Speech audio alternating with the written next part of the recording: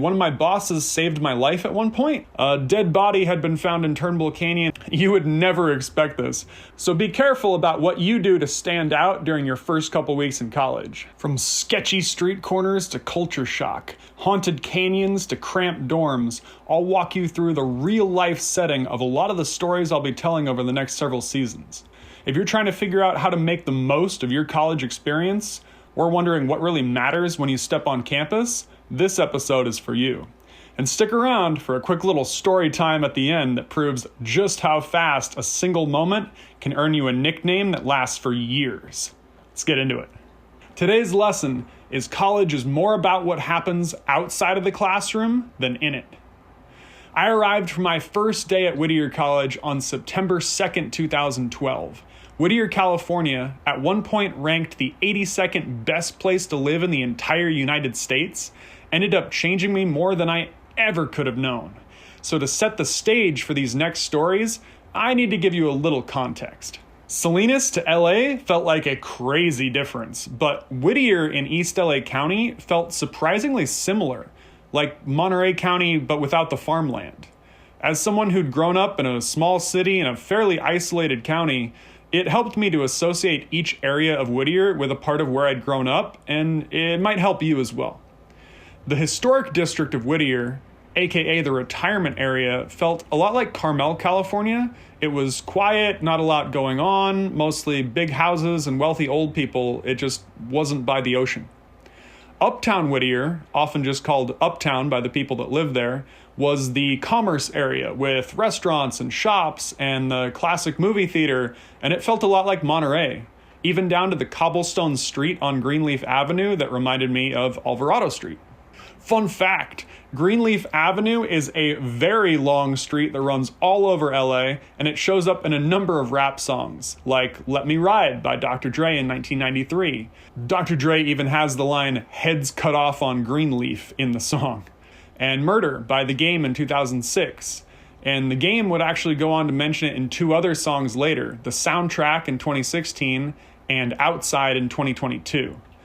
They probably weren't talking about the Whittier area of Greenleaf, but there still was an area of Whittier considered a little less safe that felt more like East Salinas, but it was missing the fields and pastures. You would never expect this, but Earlham Drive was actually the border between two gang territories, at least back when I was there, which caused a lot of issues because it meant 90% of the college was on one side and about 10% was on the other side. So Earlham Drive and Franklin Street were pretty active areas for gang activity, at least back then. The most expensive homes were built in the hills because of the view and the distance from loud traffic and busy intersections, and that area felt similar to like Laureles Grade and Corral de Tierra areas of Monterey County as well. Even the wild hills behind the campus felt familiar, reminding me a little bit of Fort Ord, but this area was called the Puente Hills Preserve, and the majority of that 13 square mile area was called Turnbull Canyon. Turnbull Canyon is a very important location in my life. It had trails and a few dirt roads, but the vast majority of it was just wild land. So much so that people told scary stories about things that happened in Turnbull Canyon. A lot of those scary stories probably originated around the fact that Turnbull Canyon was known to the indigenous Gabrielino Tongva peoples as, watch me mess up this, Hutuk'nga, or Hutuk'unga, not 100% sure how to pronounce that. But apparently it means the dark place or the place of the devil, and it has a history of bad events taking place there. A dead body had been found in Turnbull Canyon as recently as March of 2011, and I arrived in September of 2012.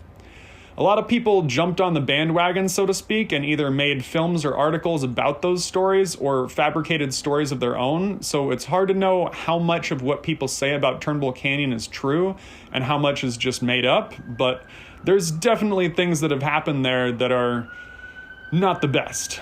I took a lot of steps down the metaphorical path that led to my accident, but attempting to create a film about Turnbull Canyon was a significant step towards it. But we'll get to that. Whittier College, interestingly, is essentially the dividing line between these territories. One side walks straight into Uptown. The end of the college's theater is essentially where the historic district starts. The athletic center was right on the gang territory border, and the trail at the back of the football field will take you straight to Turnbull Canyon. Whittier College has a number of acronyms and names that I'll be throwing around too, so I figured I should explain those as well. For example, QCTV stands for Quaker Campus Television, named because Whittier College was founded by Quakers in 1887, I believe. I actually worked for QCTV for at least 2 years, and one of my bosses saved my life at one point, so that's one that I'll reference quite a bit. However, it wasn't actually a TV station. It was a YouTube channel that shot on standard definition cameras. So that kind of felt like a step back for me. I'd already worked in a real TV studio, AMP Studios, with standard definition cameras, and outside of a studio with HD cameras. So it was just a little disappointing to see that the college had invested so little into the equipment the students had access to, at least at the time. They did end up getting better cameras later on. But the main perk of being there was connecting with other students that wanted to use cameras or be in front of cameras to help people be more informed about the world around them. VPS stands for Video Production Studios, and back in my time there, it was a room on the bottom floor of the library that had a green screen, camera equipment, chairs, desks, and computers with Final Cut 7 installed on them. I hadn't seen Final Cut 7 since I'd been the assistant editor of Instructions Not Included back in 2011, so that felt like going back to the past for me as well a little bit. But not only was this a room, it was a club, a group of people that got funding to maintain the room, help students check out and use the equipment for projects, and host events like Campus Movie Fest, which I'll talk about later, and student film premieres. This group was more aligned with my interests than QCTV, although I saw some of the same faces in both groups, and I quickly made friends in that area my freshman year. And 4 of those VPS members would eventually work on Carpe Diem, but I hadn't met them just yet. Confusingly, the QC is the abbreviated name for the Quaker campus newspaper. It came out weekly, much more reliably than the QCTV episodes, which were often closer to monthly. But the QC was the best source of news around campus by far, and was often how I learned about things going on around the school. That access to news is how I was able to attend events and meet people at them, and it was how I first saw the term society. The word societies has a unique meaning at Whittier College because it's used as an overarching label to describe every fraternity and sorority on campus, because there were no Greek fraternities or sororities on campus. For example, one fraternity was called the Franklin Society, or the Franklins, and one sorority was called the Palmer Society, or the Palmers. Each group was unique to Whittier College with its own history of how it came to be there, and when I was on campus, there were 10 of them, and each had been around for over 50 years. These societies were an incredible resource for networking and crossing paths with all sorts of people you'd never meet otherwise, and I think it gave any graduating student a step up to be able to say that they were part of one, with slight exception. Club 88 was the name of the area used for some smaller events. It did look like a bar or a club in certain ways, and that'll be important when we get to talking about additional photography on campus for Carpe Diem, because it was a location we wanted to use. Stauffer and Johnson were the names of the freshman dorm buildings, and Stauffer was the building I was assigned a dorm in. In fall of 2012, my dad mentioned the dorms reminded him of when he'd been to jail because of the cement floors, bare walls, bunk beds, and lack of AC. So it wasn't amazing, but it was college. There were 3 of us in my dorm room on move-in day, with a twin bed and a bunk bed, and I got the bottom bunk of the bunk bed. I met my roommates that day, who I'll call Kay and Lion to preserve anonymity there. You'll find out why later.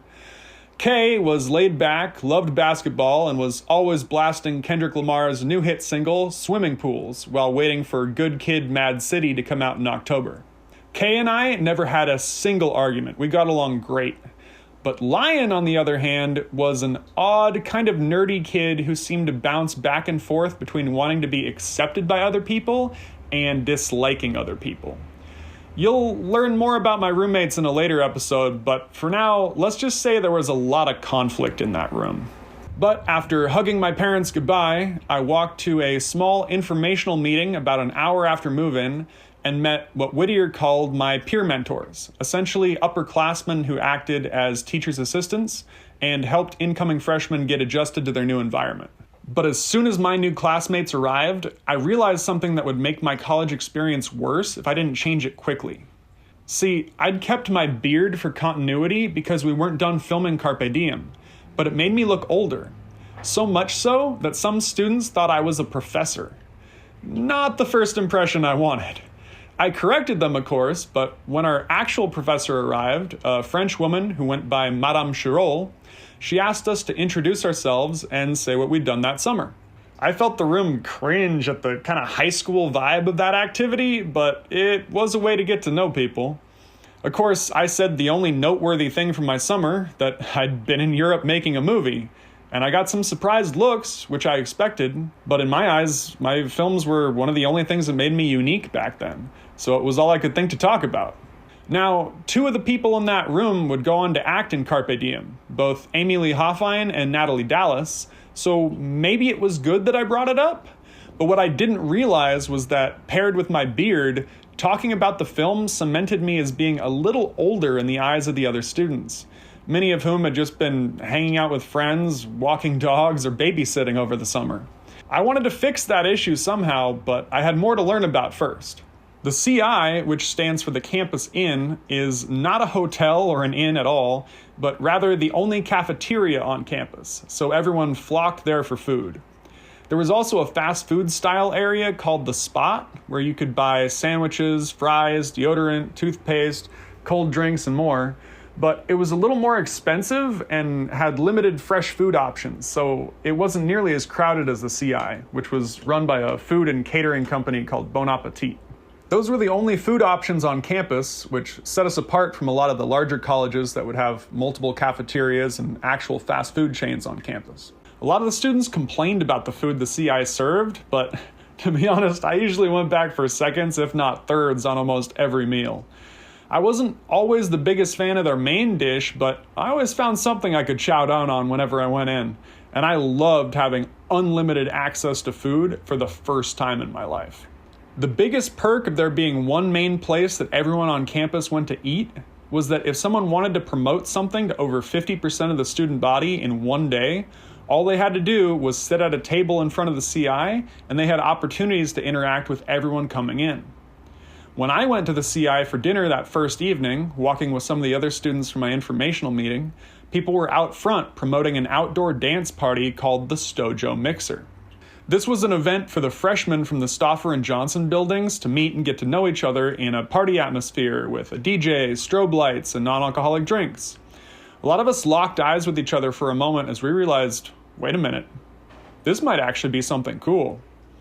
Is this our first college party? Is this our first college party? Are we about to party it up in college? Kind of. So what's the point of this episode? Well, in the 2020s, I hear some people say that college is a scam and everything in school can be learned online, but I haven't mentioned anything that's happened inside a classroom yet, and that's the point. All of these events, groups, and locations are filled with life lessons and networking opportunities that just won't be found online. College isn't just about lectures. It's about the fact that you'll be surrounded by more intelligent people that want to learn and create things than you probably ever will be again. This might sound a little cliche, but college is what you make of it. So if you show up, get involved, and make yourself a part of that experience, there will be rewards to reap. Let me add a quick little story time before you go. First impressions are so important. If you take a look at this photo here, see the bleachers in the back? One dude climbed up a set of these bleachers and fell off the side, cutting his leg pretty badly on the way down.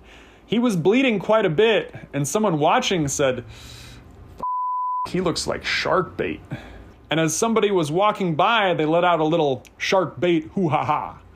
And so people called him Sharkbait for the next 4 years. So be careful about what you do to stand out during your first couple weeks in college. But you'll have to tune in next week to find out what we did to stand out at the Sto-Jo Mixer. Welcome, class of 2016! I'm here outside of Johnson, one of the freshman dorms, where some of our new students are getting ready and unpacking. Let's go meet them. Hi, I'm here with a new student, Phoebe Newberger.